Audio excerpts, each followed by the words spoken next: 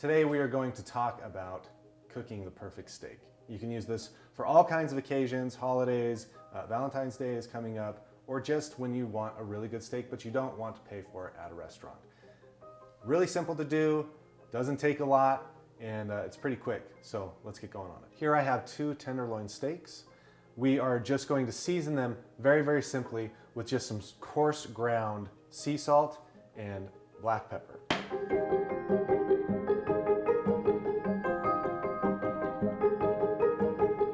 I've got a cast iron pan here on medium heat. I've also turned my broiler on. Sometimes you'll need to use that, sometimes you won't, but it's good to have it on just in case you need it. And we're just gonna let this rest while the pan comes up to temperature. You want your steak to be room temperature, really, before you start cooking it.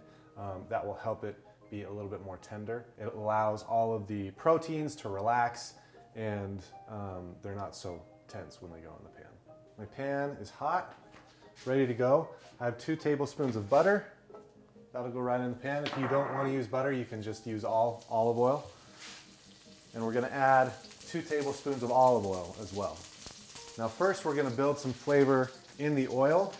I have some rosemary and thyme. We'll put those in, and then I have some sage leaves that I've also pulled apart there. That'll go right in. And we'll fry that and let that flavor just kind of go into all of the oils in there.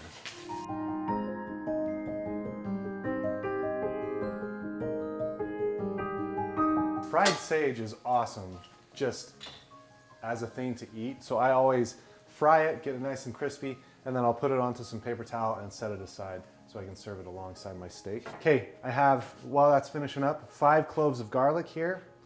We're just gonna give them a little bit of a smash, and those will go in as well.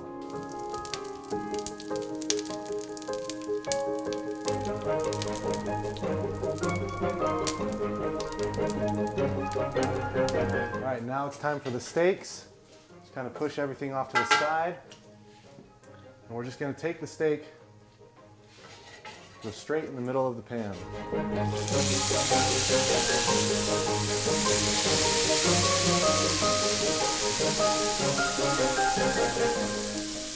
And now it's just a bit of a waiting game.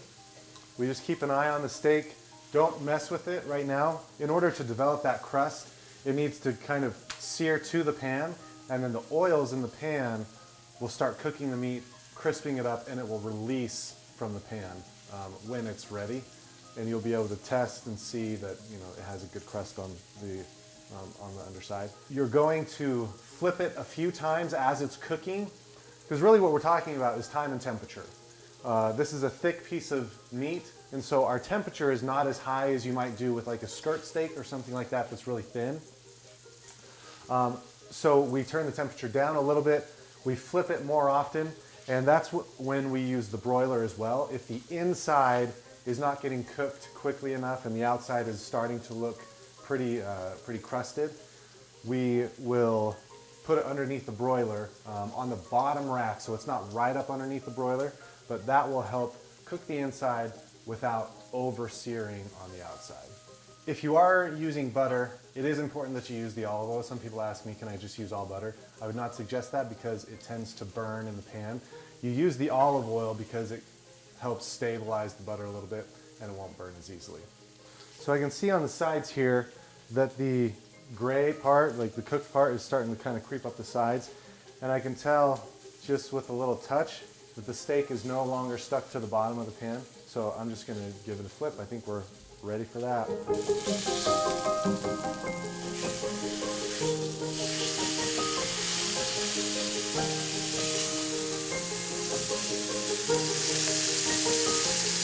It's good to have a pan big enough that allows you to put the steak in a different spot in the pan when you flip it. It's not necessary, but when you put a piece of meat down on a specific part of the pan, it cools down that part. And so being able to flip it over and put it somewhere that's still really, really hot helps you with your searing. And I'm just slowly rotating the steaks around the edges. I've seared it on the sides, and now I'm going to check the temperature. A couple ways that you can do this. The more familiar you become with steak. You can kind of feel it and see how done it is. This is probably about rare right now, which means it doesn't actually have very much longer to cook. So I'm not going to use the broiler. I'm just going to kick up my temperature and work on that crust. The other way, of course, is with the meat thermometer. You don't want to use this too many times. You don't want to just be poking the steak over and over. But if you feel like you're at a good point, you can use your meat thermometer and just double check the temperature. So we'll just keep flipping that and allow each side of the steak to kind of cook evenly and just gradually build up that crust on the outside. When you're testing the steak with your finger, the more firm it is, the more cooked it is. So if it's still pretty spongy, that means that it's got a bit to go, depending on the temperature that you want. If you're using a meat thermometer, 125 is rare, 135 is medium rare, 145 is medium, 155 is medium well, 165 is well done. All right, these are done. We're gonna take them out and let them rest. Now your steak, you want it to rest for a minimum of 10 minutes, I would say. There's a lot of steam that's all kind of penned up in there, and think of it like a kettle. If you put a kettle over a burner and then it starts to whistle, that steam is trying to escape and all of that moisture goes out of there. It's the same thing here. If you cut into it right now, you're gonna lose a lot of moisture. So let it cool down and just kind of temper itself just a little bit, and then it'll be a much juicier steak. In the meantime, that gives you a few minutes to prep anything that you're going to serve with it.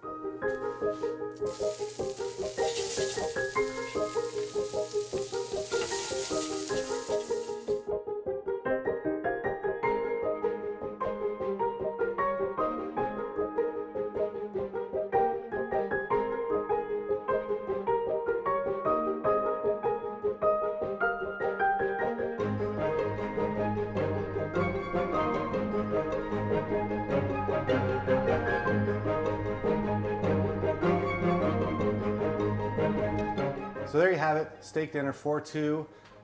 Delicious and as good as anything you'll have at any restaurant. There's a link to the full step-by-step in the description of this video. Let us know how you like it. Make sure you tag us in photos, and we hope you enjoy.